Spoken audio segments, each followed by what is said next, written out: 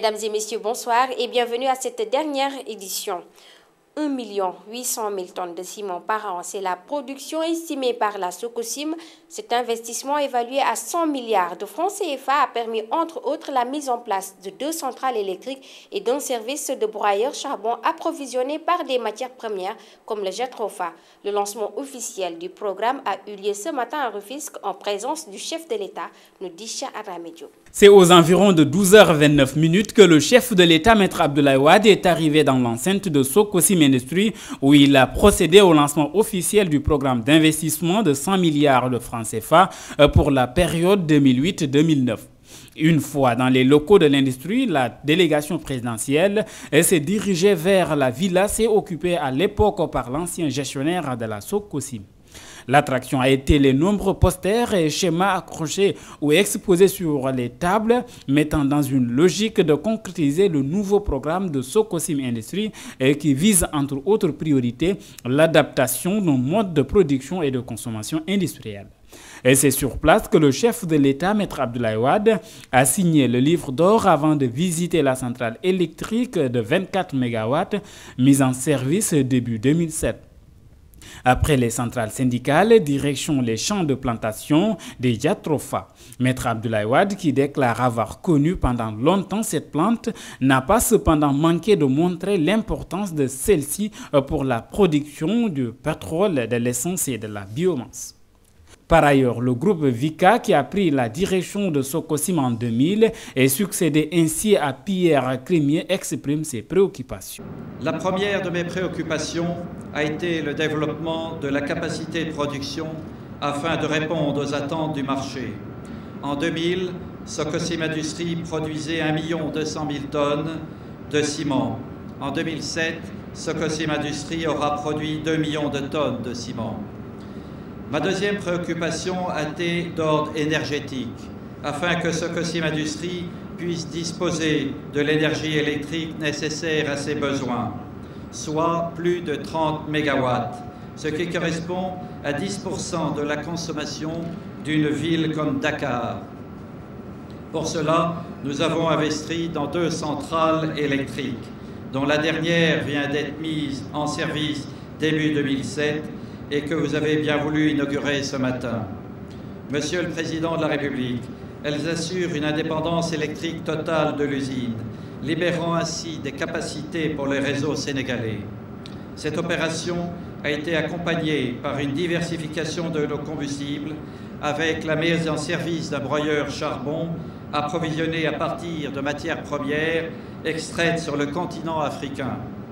Monsieur le Président de la République, cette source d'énergie dont vous avez été dès le début un fervent défenseur est aujourd'hui utilisée par d'autres industriels au Sénégal. Après ces projets, Jacques Merceron-Vicat compte engager d'autres chantiers comme Sococim Industries change de visage et l'ensemble des investissements que nous réalisons lui permettra d'augmenter ses capacités de production, d'améliorer le service client et l'approvisionnement des marchés, de produire dans le strict respect des normes environnementales et d'en faire un acteur de développement durable.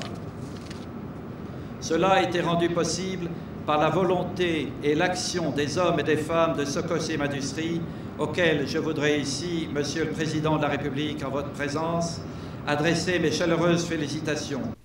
Il faut dire, comme annoncé, le pari de la mobilisation n'a pas été gagné par les Rufisquois. Occasion coïncidant avec le décès du père du maire de la ville, Ndiawar Touré, et juste avant l'arrivée de Abdoulaye Wade, 7 personnes ont été interpellées par les forces de l'ordre. Le chef de l'État qui a procédé au lancement officiel du programme d'investissement a cité Sococim Industries comme étant un modèle dans l'investissement au Sénégal et en Afrique.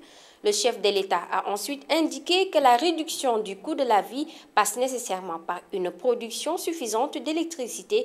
Écoutez Maître Abdoulaye Wade au micro de Cheikh Adramé Diop. Si j'ai accepté de présider cette cérémonie de lancement du nouveau programme d'investissement de Sococim Industries, c'est d'abord parce qu'il s'agit de réinvestissement et d'investissement qui reposent sur la confiance qu'un industriel français établi au Sénégal a dans notre politique. C'est parce que le Sénégal est un pays de paix, est un pays stable, où on peut déposer ses deniers en toute tranquillité. Aujourd'hui, nous assistons à ces extensions d'usines et à ces innovations. Et si on devait parler du Sénégal à l'extérieur pour faire comprendre ce qu'est notre pays, il suffirait de donner l'exemple de Sococim Industrie, qui fait confiance au Sénégal pour y investir autant d'argent. Et en même temps, vous avez décidé de procéder à la substitution des combustibles traditionnels par le Jeutrofa, qui, comme vous le savez, participe de la politique de mon gouvernement.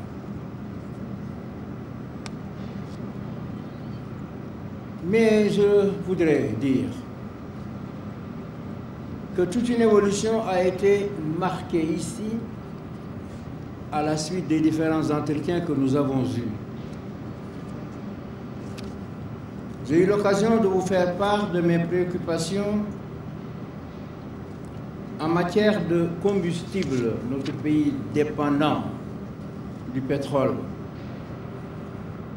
Et nous avons eu à évoquer la possibilité d'utiliser du charbon, notamment le charbon de l'Afrique du Sud, plutôt que le charbon de l'Argentine.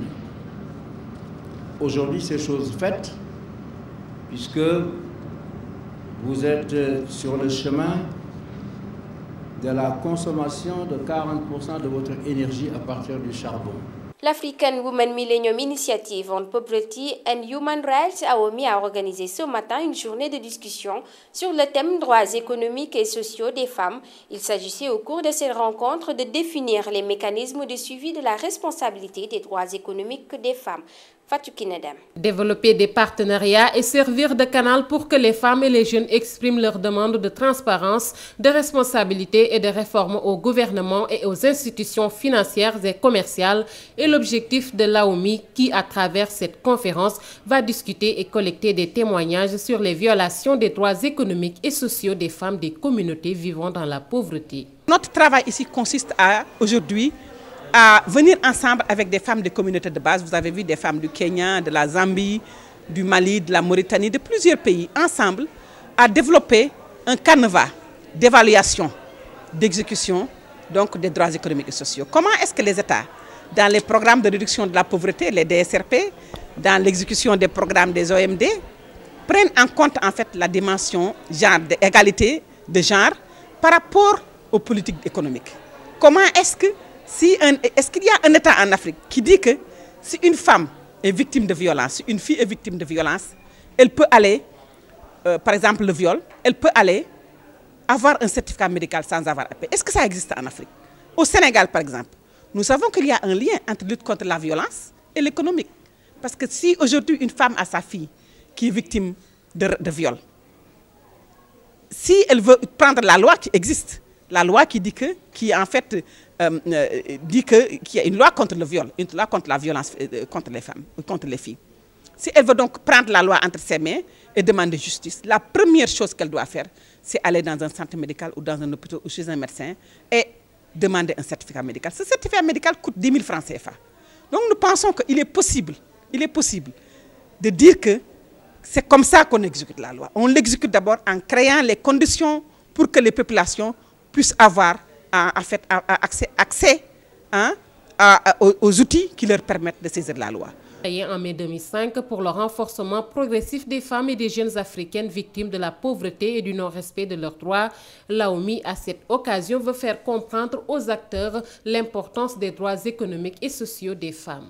Cette journée, qui est sous le signe de suivi des responsabilités et engagements des États pour la réalisation des droits économiques et sociaux, a réuni des parlementaires, des anciens ministres venus d'horizons divers qui plaident pour la cause d'un bon fonctionnement de l'économie. Fatou Kiné Demba prélude à la rencontre africaine des chargeurs pour préparer le sommet de Vienne sur la convention de la Commission des Nations Unies pour le droit commercial sur le transport international des marchandises en mer.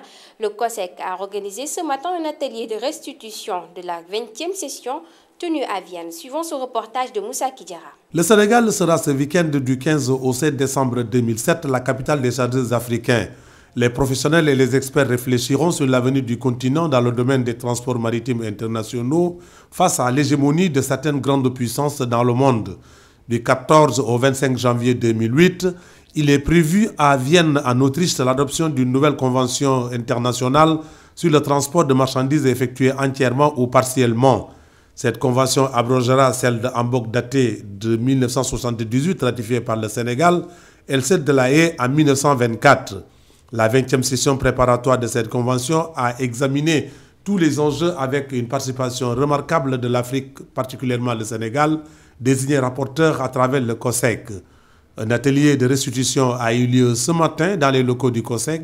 Le directeur général Amadou Kane Diallo rappelle le rôle joué par notre pays. Dès que j'ai pris fonction, je me suis rendu à Vienne pour voir de quoi il s'agissait et je me suis rendu compte que le groupe Afrique était absent. Donc mon rôle a été, parce que je ne suis pas un expert maritime, d'organiser un peu d'abord le COSEC, le privé sénégalais et ensuite le privé africain et le groupe africain pour qu'il pèse de tout son poids sur cette convention-là.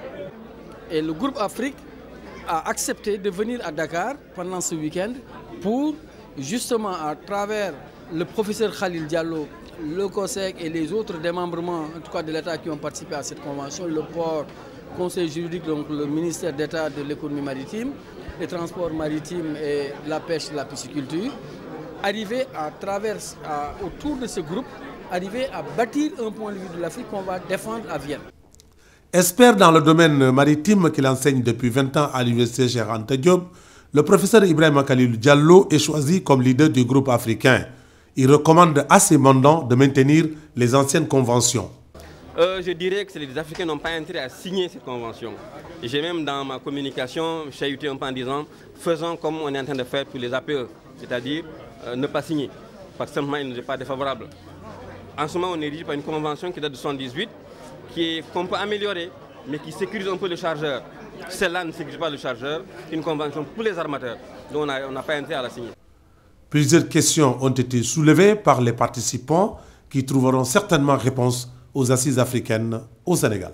Nous passons à l'actualité internationale. Dans cette édition, dernières heures d'intenses négociations avant la fin de la conférence sur le réchauffement climatique à Bali.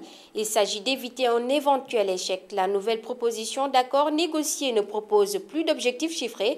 Les Européens réclament une négociation de 25 à 40% des émissions de gaz à effet de serre des pays industrialisés d'ici 2020. Suivons ce reportage.